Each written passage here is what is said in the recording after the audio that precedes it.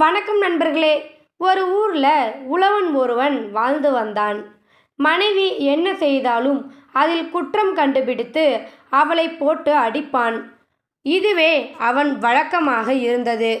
வெளியூரிலிருந்து வீட்டிற்கு வந்த அக்காவிடம் தன் நிலைமையை சொல்லி அவள் அழுதாள். இப்படி கொடுமைப்பட்டு வாழ்வதை விட இறந்து விடுவதே மேல் என்றாள். ஏன் இப்படி பேசுகிறாய்? கணவனை வழிக்கு கொண்டு வருவது இயலாத செயலா?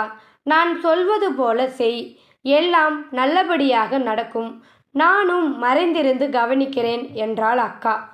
அவள் சொன்னது போலவே நன்றாக சாப்பாடு செய்தாள் தங்கை.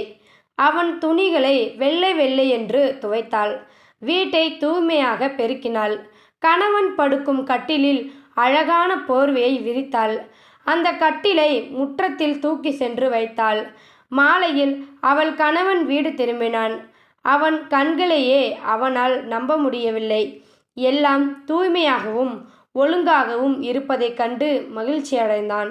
சூடான உணவை அவனுக்கு பரிமாறினாள். அதை சுவைத்து உண்டான். முற்றத்தில் போடப்பட்டிருந்த கட்டிலில் படுத்தான்.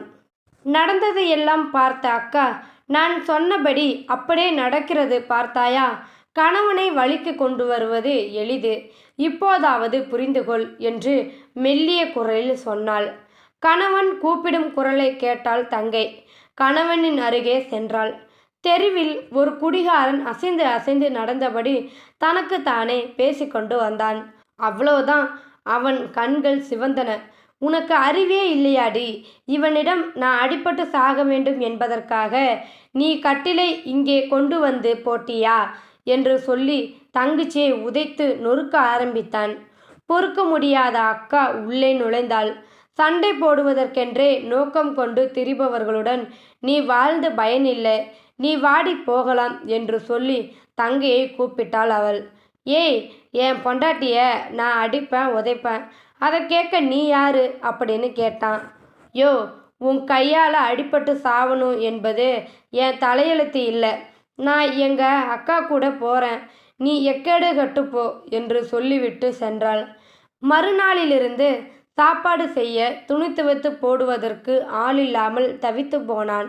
ஓட்டலில் சாப்பாடு சாப்பிட்டு ஒத்துக்காமல் போகவே வயிற்றுப்போக்காகி மிகவும் கஷ்டப்பட்டான். அப்போதுதான் மனைவியின் அருமை அவனுக்கு புரிந்தது.